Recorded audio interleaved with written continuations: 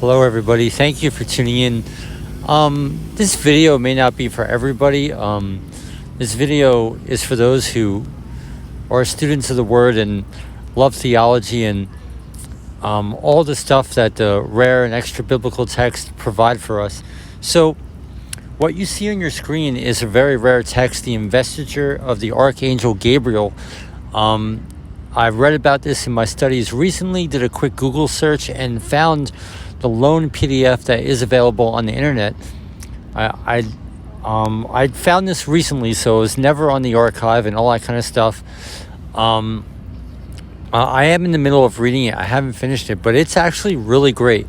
If anyone recalls, we did have a PDF on the archive, the investiture of the Archangel Michael, which is very extensive and has prophecies and all that kind of stuff. But this text proves to be actually really awesome. Number one, it opens some theological doors that and studies that have kind of been closed to us. For example, in the Testament of Adam, we read about the hours and the days and all that kind of stuff. We don't know what they mean.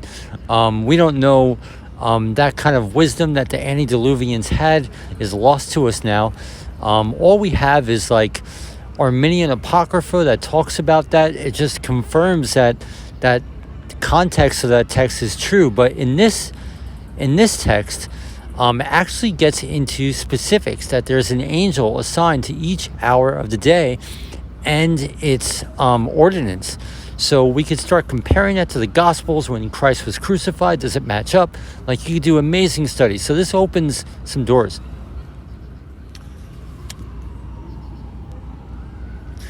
Now what you see highlighted on your screen is an obscure reference to the sister of Enoch. Okay, in all the texts I've ever read, there is so much written about our patriarch Enoch. There's nothing about him having a sister. There's no doubt he did, but this is the first account of her story I've ever heard of in all my studies. So this is the angel speaking. I too, my Lord, am he who went to Sibylla, the virgin of the sister of Enoch, the scribe of righteousness. I embraced her and rescued her from the hand of the dirty devil when he wanted to do dirty things to her. So this is the only account we have of the sister of Enoch. So I investigated and started the study notes, and it talks about how the sister of Enoch, this woman Sibylla, is mentioned in some inscriptions from an ancient monastery of Jeremiah. So thanks to the powers that be allowing this PDF to get to my phone, I actually found those inscriptions that were mentioned in the text to reference this about Enoch's sister Sibylla, because there's nothing written about her. Now, people who are watching this, because I know a lot of people are watching, why is this important? Why do you care? Why are you so nerdy? Because God speaks things through everybody, through all of his children, and all of his children are called for different purposes, and it just opens fountains and fountains, endless streams of wisdom. It is never ending. So here we are. Okay, so here is the inscription and here is the translation. So we have a confirmation that Sibylla absolutely existed. Again, I'm going to repeat myself for those who are interested. This opens the door of confirmation to God only knows. We don't know. But right off the bat, just reading this transcription, we could tell Enoch's sister Sibylla does play a role that is very important to God's story, to our understanding, to life here on earth, and how we are to live, and all that, etc.